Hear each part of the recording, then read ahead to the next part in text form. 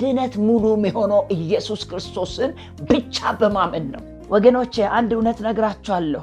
ስለዚህ በኢትዮጵያ ላይ በቅርብ ጊዜ ጀምሮ እንዲህ አይነት አመለካከት እየተስፋፋ ነው። በክርስቶስ ነፃ ወጥተናል የሚሉ ሐሳቦች። አዎ በክርስቶስ አግኝተናል ነፃነት። ያገኘነው ነፃነት ግን ለአመፅ አንጠቀምም፣ ለክፋት አንጠቀምም፣ ለስጋችን ፍቃድ አንጠቀምም።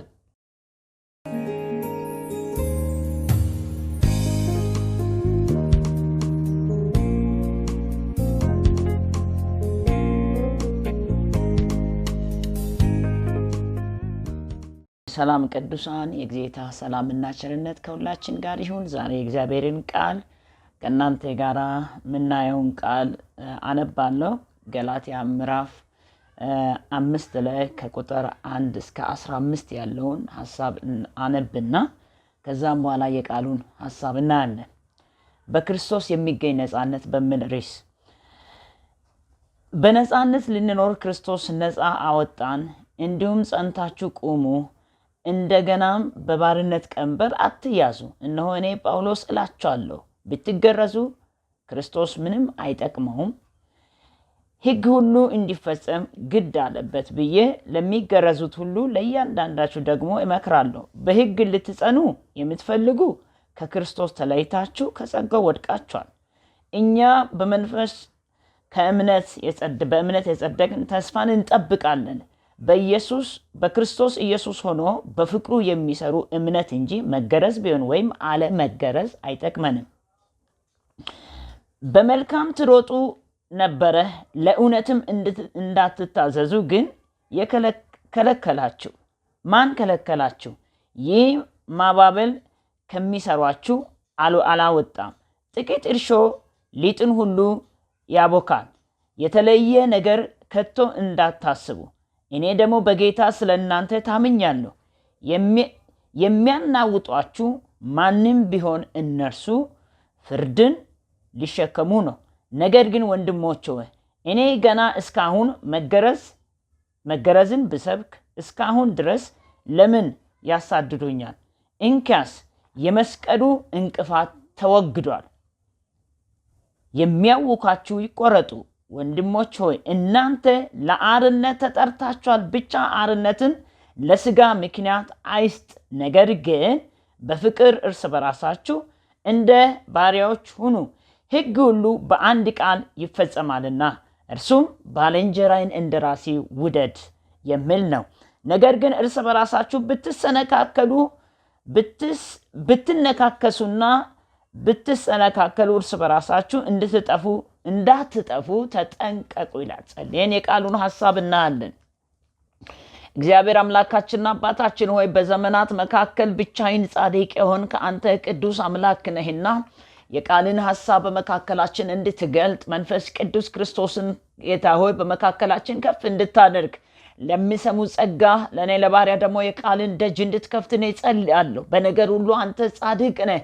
ሁሉ የሚደረገው ለክብር ይሁን በጌታ በኢየሱስ ያው ጻድቅ ስም አሜን።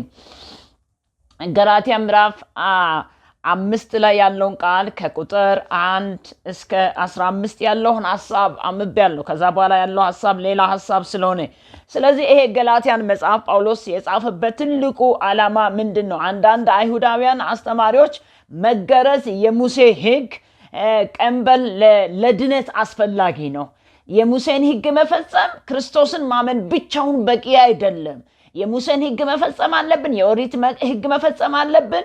ስለዚህ ለመዳን እንደገና በቤተ ክርስቲያን ውስጥ በአባልነት ለመጨመር ለመብዛት አስፈላጊ ነገር አለ። እርሱም ምንድነው ሲባል የሙሴን ሕግ መፈጸም መገረዝ አለበት ለድነት። እሱም አስፈላጊ ነው። ኢየሱስን ብቻ ማመኑ ሳይሆን ሁለቱን አንድ ላይ ካስኬድን መዳን እንችላለን፣ መዳናችን ሙሉ ይሆናል የሚል የእውነተኛ ወንጌልን የሚያጣምም አይሁድ ያልነበሩ ወደ ክርስትናው የመጡት እነዚህ ከአይሁድነት ወደ ክርስቶስን የተከተሉ ሰዎች የጳውሎስን አገልግሎትን ትክክል እንዳይደሉ ሐዋርያነትን ያልተቀበሉ ወንጌልን ደግሞ ሌላ ተጨማሪ ነገር ከሌለ ክርስቶስ ብቻው ማዳን እንደማይችል የወንጌሉን ሐሳብ የሚያቃልሉ ሰዎች ነበሩ እና አንዳንዱ አይሁዳውያን አስተማሪ መገረዝ የሙሴ ሕግ ቀንበር ለድነት አስፈላጊ ነው ሙሴ ያዘዘውን ሕግ ቀንበር መሸከም አስፈላጊ ነው ለምን ሲባል ለቤተ ክርስቲያን በአባልነት ለመጨመር አስፈላጊ አድርጎ በእርሱ ላይ ደግሞ በእነርሱ ላይ በመጫን በቅርብ ጌታን የተቀበሉትን አዲስ ክርስቲያኖችን ወደ ጌታ የመጡትን እነዛን የገላትያ ክርስቲያኖችን እያናወጡ እያወኩ እንደነበሩ ጳውሎስ ሰማ ጳውሎስ ይህን ተገንዝበው ጳውሎስ ይህንን ሰምቶ መልእክቱን የጻፈበት አንደኛው ዓላማ ይህን የጋላትያ መጽሐፍ የጻፈበት ዓላማ መገረዝ የመሳሰሉ ሕግ የሚጠይቃቸው የብሉይ ኪዳን ሥርዓቶችን በአዲስ ኪዳን በክርስቶስ በኩል ድነት እና በሰው በተሰጠው በእግዚአብሔር የጸጋ ሥራ ውስጥ ምንም ቦታ እንደሌላቸው ይናገራል ስለዚህ ወንጌልን የእግዚአብሔርን ሐሳብ የክርስቶስን እውነት የትኛውም አቅጣጫ ላይ የሚደረጉ አካሄዶች እነዛ ለድነት አስፈላጊ አይደለም የዳንበት ድነት የተቀበልነው ወንጌል ተጨማሪ ነገር ሳይኖር ክርስቶስ ብቻውን በቂ ነው የሚል ነገር ነው ጳውሎስ እየተናገረው የነበረው ይህንን ሐሳብ መገረዝ የመሳሰሉት ሕግ የሚጠይቋቸው ብሉይ ኪዳን ሥርዓቶች በአዲስ ኪዳን በክርስቶስ በኩል ድነት በሰጠው የእግዚአብሔር ጸጋ ሥራ ውስጥ ምንም ቦታ እንደሌላቸው የላቸው ኢየሱስ ባዳናቸው በክርስቶስ ያገኘነው ድነት በክርስቶስ ያገኘነው ነፃነታችን ላይ ምንም ቦታ የላቸው መገረዝ አለመገረዝ ምንም ለክርስቶስ ተጨማሪ ነገር ጥቅም የለውም ብቻውን ዓለምንም በቂ ነው ስለዚህ አዲስ ክርስቲያኖች ወደ ክርስቶስ የመጡት እነዚህ ሰዎች ግራ የተጋቡትን ሰዎችን አስተምሮ ለማጥራት ግራ የተዛቡትን ሰዎች አመለካከታቸው ተበላሽተው ከክርስቶስ ወንጌል ወደ ሌላ ነገር እያመጡ ያሉ አስተምሮች የተዛቡትን እኔን ለማጥራት ስል ጳውሎስ ይህንን ገላትያን መጽሐፍ የጻፈበት ዓላማው ይሄ ነው ሌላ ደግሞ በመንፈስ ቅዱስ መንፈሳዊ ሕይወት የምንቀበለው በኢየሱስ ክርስቶስ በማመን እንጂ የብሉይ ኪዳን ሕግን በመፈጸም እንዳልሆነ እንደገና በግልጽ ያረጋግጥላቸዋል ያውላችሁ መንፈስ ቅዱስ መንፈሳዊ ሕይወታችን የምንቀበለው በጌታ በኢየሱስ ክርስቶስ በማመን እንጂ የብሉይ ኪዳን ሥርዓትን በመፈጸም እንዳይደለ እርግጡን ልንገርላችሁ ይላል እንደገና ያረጋግጥላቸዋል አንድ እውነት ነግራችኋለሁ ስለዚህ በነፃነት በክርስቶስ የሚገኘውን ነፃነትን የሚያበላሹ የሚያወናብዱ ይህንን አስተምሮ የወንጌሉን ሐሳብ የማይቀበሉ እንደገና በጳውሎስ ጥሪ ላይ ግራ የተጋቡ ሰዎች ብዥ ያለ አመለካከት እንዲኖር የፈጠሩ ሰዎች ነበሩ ለነዚህ ሰዎች ጳውሎስ አንድ ነገር ይናገራል አሁንም አስረግጦ የሚናገር እነዚህ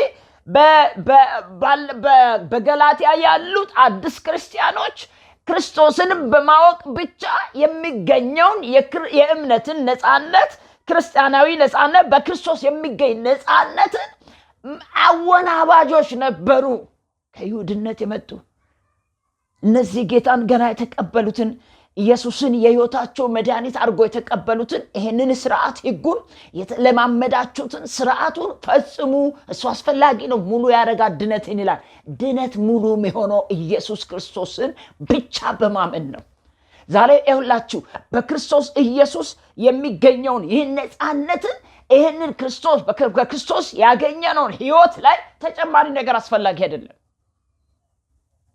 ለምን ቢባል ተጨማሪ ነገር ሌላ ነገር ደባል አድርጎ ከኢየሱስ ጋር ማስታረቅ አንችልም ኢየሱስን ካወቅን በኋላ የሕይወታችን መድኃኒት አድርገን ከተቀበልን በኋላ ዓለምን ሰይጣንን ስራውን ክፋቱን አደራረጉን ክጃለሁ ብለን ነው የካድነው ነገር አንቀበልም ያልነው ነገሮችን ይሄን ስናደርግ ያውላችሁ የባህል ሃይማኖቶች ስርዓቶች የወንጌል ላይ የሚነሱ የትኛውም ወንጌልን እውነት የክርስቶስን አስተምሮን የሚሸፍኑ ነገሮች ሁሉ ክደን ነው ኢየሱስን ያወቅነው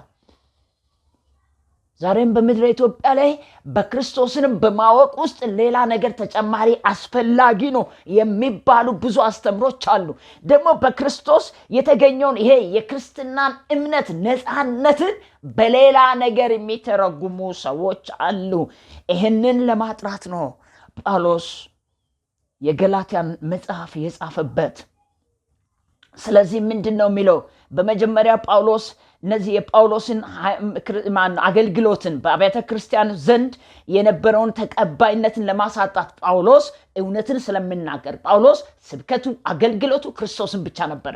ስለዚህ ያን ክርስቶስን ስለሚሰብክ የሰዎችን ሐሳብ፣ የሰዎችን ፍላጎት፣ የሰዎችን ስሜት ስለማያስተናግድ ሌላ ነገር ከክርስቶስ ውጪ ስለማይጨምር ጳውሎስን በአብያተ ቤተክርስቲያን ዘንድ ተቀባይነት እንዳይኖር የሚያደርጉ በቤተ ክርስቲያንም በእነዚህ በተቀበሉ ጌታን ባወቁ ሰዎችን ፊት ጳውሎስን ሰዎች እንዳይቀበሉ የጳውሎስ አገልግሎትን ጥላሸት የሚቀቡ የሚያጥላሉ፣ የሚያበላሹ የሱን አገልግሎት ጠማማ አድርጎ የሚሰብኩ አናውቀውም፣ በቃ እኛ አናውቀውም፣ ሐዋርያነቱም ልክ አይደለም የሚሉ ዛሬ ነው እውነትን የምናገሩ ከክርስቶስ ውጪ ሌላ አያስፈልግም። መሰበክ ያለበት መተረክ ያለበት መነገር ያለበት ኢየሱስ ነው የሚሉ አገልጋዮች ዛሬም በቤተ ክርስቲያን ላይ ተቀባይነት እንዳይኖር፣ በቤተ ክርስቲያን ውስጥ በሕዝብ መካከል በምእመኑ መካከል ተቀባይነት እንዳይኖር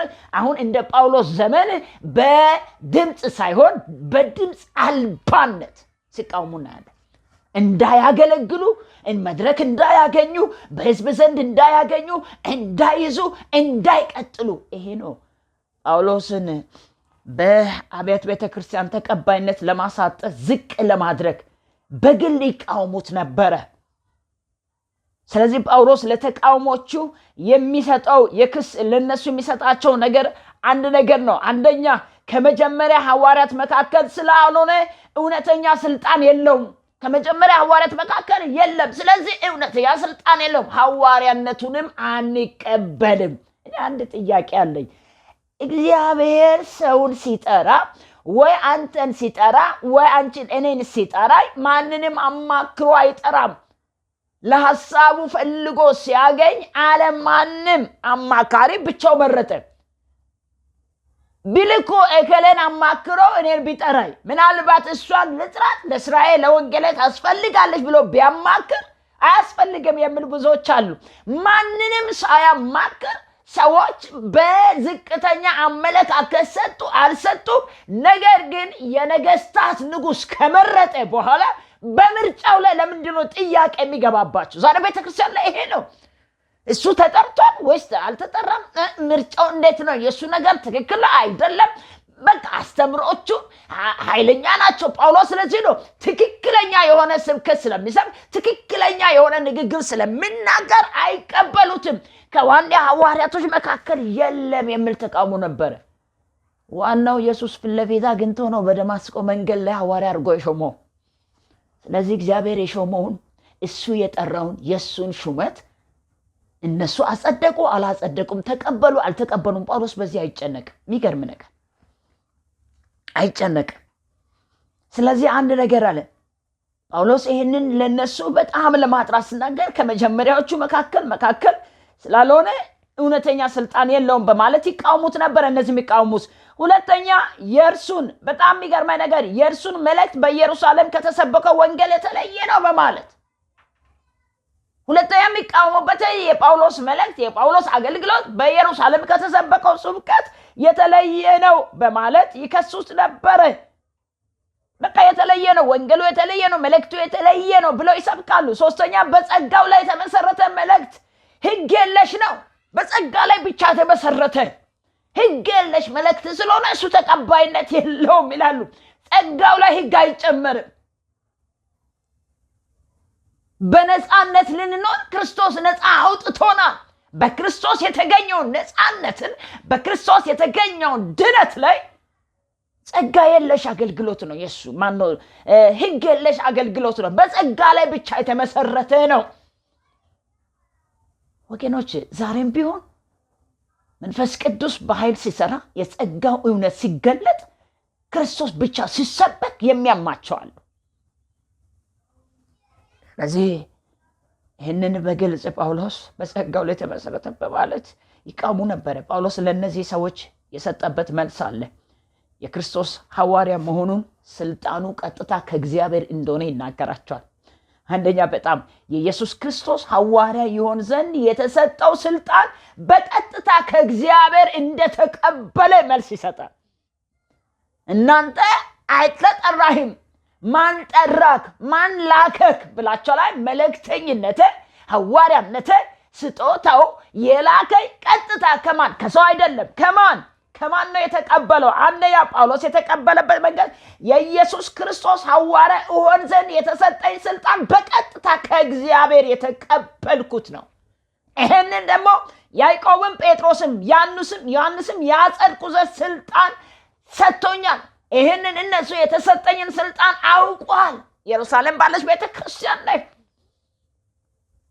የሚገርም ነገር ይሄ መልእክት ልክ የገላትያ መልእክት ታውቃላችሁ፣ የተቃውሞ ግለት የክርስቶስን የጸጋ ወንጌል የሚሸፍን አካሄዶች፣ ግለቶች ኢየሩሳሌም ባለች ቤተክርስቲያን ሐዋርያት ሥራ ምዕራፍ 15 ያለው ቆሮንቶስ ጋር አንድ ላይ ሁለተኛ ግለት የተነሳ ይመስላል ቆሮንቶስ ላይ እንዳለው።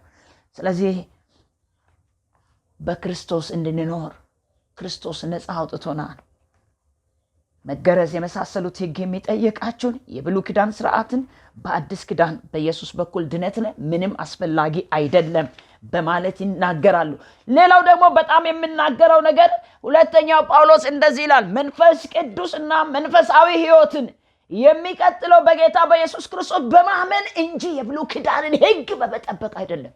ይኸውላችሁ በጣም አንድ ነገር ልነግራችሁ የምፈልገው ነገር የመንፈስ ቅዱስ መንፈሳዊ ሕይወታችን የሚቀጥለው በጌታ በኢየሱስ ክርስቶስ በማመን እንጂ የብሉይ ኪዳንን ሕግ በመፈጸም እንዳልሆነ እንደገና በግልጽ ያረጋግጥላችኋል። ዛሬም እነግራችኋለሁ። በኢትዮጵያ ያላችሁ ከዓለም አቀፍ የምትሰሙት በጸጋው ወንጌል ላይ ሌላ ተጨማሪ ነገር አያስፈልግም። በዚህ ወንጌል ላይ የሚጨመሩ ተጨማሪ ነገሮች በፍጹም አስፈላጊ አይደሉም። በቂና በቂ ነው ኢየሱስ። ከኢየሱስ ውጪ ሌላ አያስፈልግም። መገረዝ፣ የተለያዩ ስርዓቶች፣ ሃይማኖት ስርዓቶችን መፈጸም፣ አባቶችን ወግ መፈጸም፣ እንደገና ደግሞ እነዚህ የተለያዩ ነገሮችን ጭማሪ አያስፈልጉም።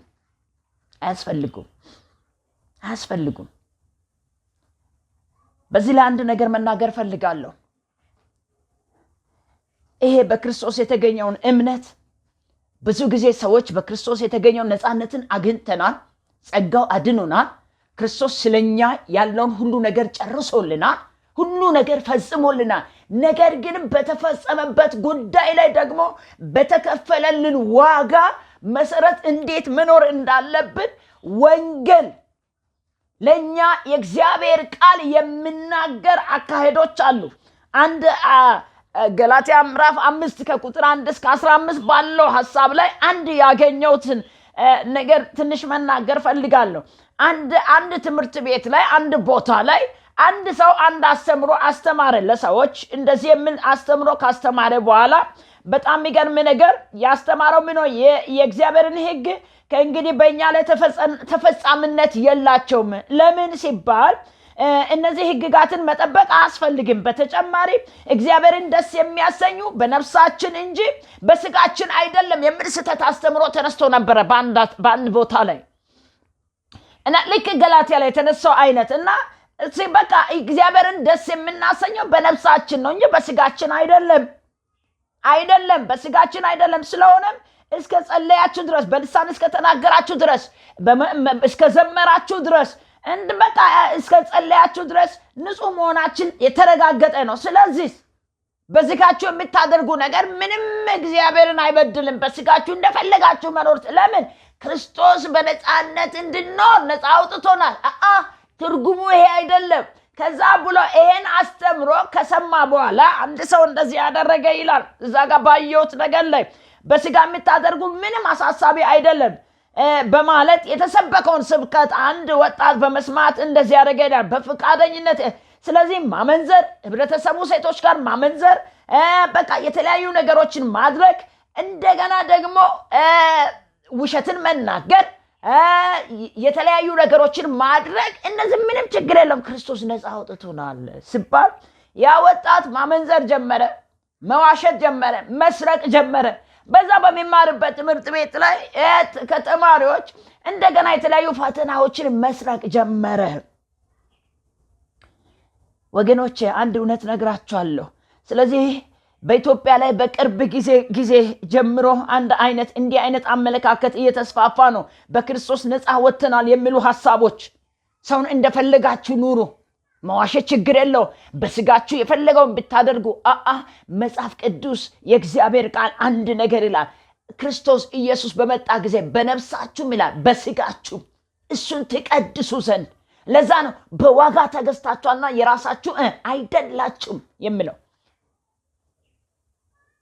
ይሄ ግራ የሚያጋቡ በቃ የሚዋዥቁ አስተምሮችን ለማጥራት ነው ጳውሎስ ገላትያን የጻፈበት። ግራ አጋብቷቸው ነበር አዲስ ክርስቲያኖችን። ዛሬ መዋሸት፣ ማመንዘር፣ መዘሞት ምንም ችግር የለም፣ ነፍስ እኮ ነው የሚድነው፣ ክርስቶስ ጨርሷል እያላቸው ትውልድን በስህተት አስተምሮ ቅርብ ጊዜ ጀምሮ በኢትዮጵያ ላይ እንደዚህ አይነት ግራ የሚያጋቡ አስተምሮች አሉ። የክርስቶስን ሞት ጥቅም ላይ የማውል መገረዝ ትንሽ ምንም አያስፈልግም፣ በቃ ለኛ ምንም ነገር በቃ ጨርሶልና ዘናፈታ በሉ የሚባሉ አስተምሮች አሉ ዛሬ በምድር ላይ። አንድ እውነት ነግራችኋለሁ። በነፃነት እንድንኖር ክርስቶስ ነፃ አውጥቶናል። በክርስቶስ አግኝተናል ነፃነት። ያገኘነው ነፃነትን ግን እንዴት አድርገን መኖር አለብን? መጽሐፉ ምን ይላል? ምን ይላል ስናገር ምን ይላል? በጣም የሚገርመኝ ነገር ይህንን ነገር ይናገራል። እንደገና ገላትያን መጽሐፍ ማንበብ ፈልጋለሁ። እንደገና ምን ይላል? በነፃነት ልንኖር ክርስቶስ ነፃ አወጣን፣ እንግዲህ ጸንተን እንቁም፣ እንደገና በባርነት ቀንበር አንያዝ። ነፃ አውጥቶናል ብለና ነፃ አውጥቶናል። ስለዚህ ጸንተን እንቁም። በዳንበት መዳን፣ በጸነንበት እውነት ጸንተን እንቁም። ደግመን በባርነት ቀንበር አንያዝ። ክርስቶስ ውጪ ሌላ ነገሮች አስፈላጊ ነው በሚሉ አካሄዶች ውስጥ አንግባ ካለ በኋላ ጳውሎስ ምን ይላል መሰላችሁ? እነሆ እኔ ጳውሎስ እላችኋለሁ ብትገረዙ ክርስቶስ ምንም አይጠቅመው። እኔ ጳውሎስ ብትገረዙ ክርስቶስን ምንም አይጠቅመው፣ ባትገረዙ ምንም አይጠቅምም።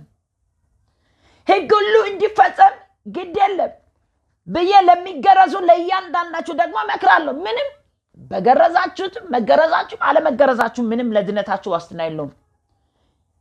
በሕግ ልትጸድቁ የምትፈልጉ ከክርስቶስ ተለይታችሁ ከጸጋ ወድቃችኋል። ጽድቅ ያለው ሕግ ላይ ነው። ጽድቅ ያለው ያንን የሙሴን ሥራ መፈጸም ነው እንጂ ክርስቶስን ማመን ሕይወት አይደለም ለምትሉት ከጸጋው ጎላችኋል። ክርስቶስ ብቻውን በቂ ነው። ስለዚህ ቁጥር 5 ላይ እንደዚህ ነው፣ እኛ በመንፈስ በእምነት የሰጠቅ ተስፋ እንጠብቃለንና በክርስቶስ ኢየሱስ ሆኖ በፍቅሩ የሚሰራ እምነት እንጂ መገረዝ ቢሆን አለመገረዝ አይጠቅመንም። በመልካም ትሮጡ ነበረ፣ ለእውነት እንዳትገዙ ማን ከለከላቸው?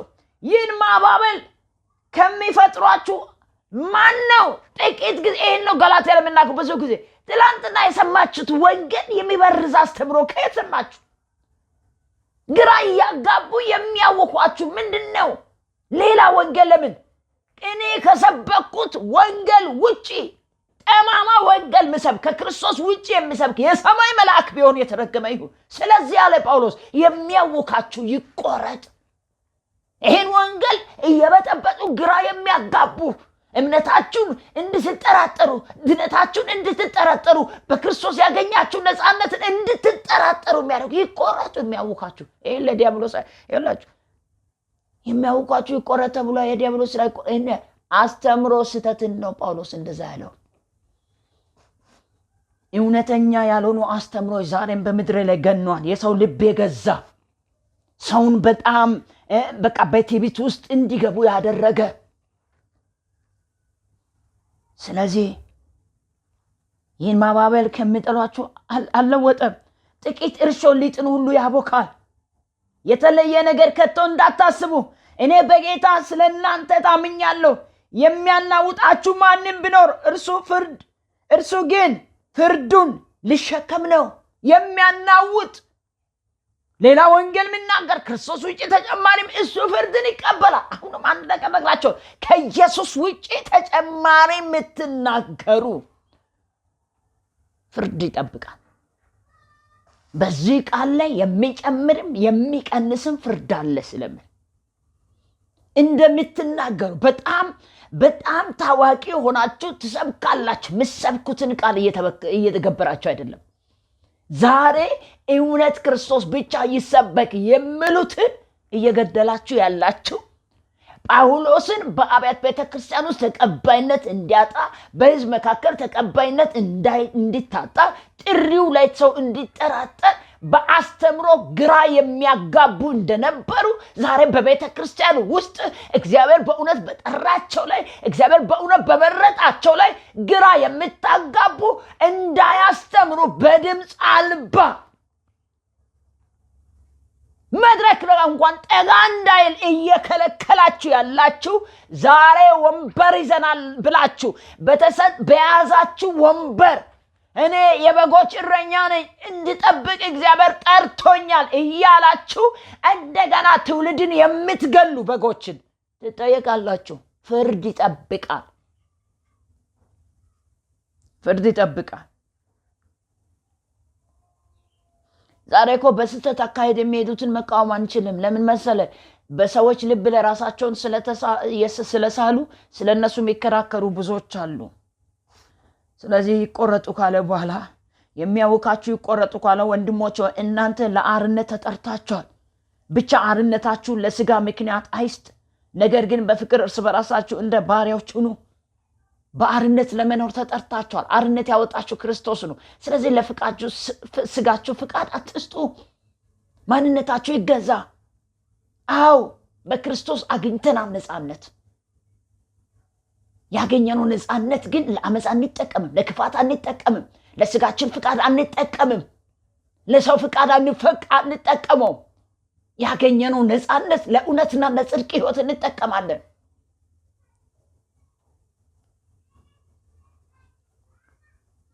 ሕግ ሁሉ በአንድ ቃል ይፈጸማል፣ እርሱ ባልንጀራህን እንደራስህ ውደድ የሚል ነው። ሕግ ሁሉ በአንድ ቃል ይፈጸማል፣ እርሱም ባልንጀራህን እንደራስህ ውደድ የሚል። በእውነት አሁን ቤተክርስቲያን ውስጥ እየመራችሁ ሌላውን የምትጠሉ መጥቶ እንዳያገለግሉ ጭምር ፊት እየቀየራችሁ በድምፅ አልባነት በጥርስ እየገደላችሁ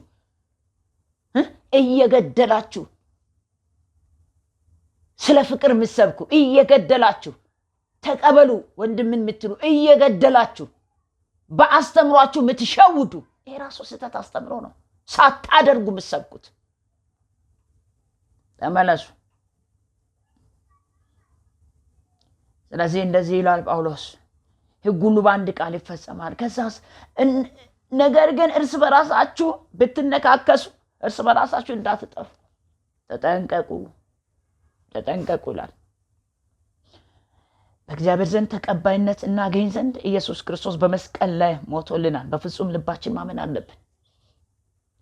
ይህንን በክርስቶስ ያገኘነው ነፃነት በእግዚአብሔር ዘንድ ተቀባይነት የሚያገኘው አንደኛ በእግዚአብሔር ዘንድ ተቀባይነት እንዲያገኝ ምን እናድርግ? ኢየሱስ ክርስቶስ በመስቀል ላይ ሞቶልናል። ስለዚህ በፍጹም ልባችን በፍጹም ነፍሳችን እሱን መከተል አለብን።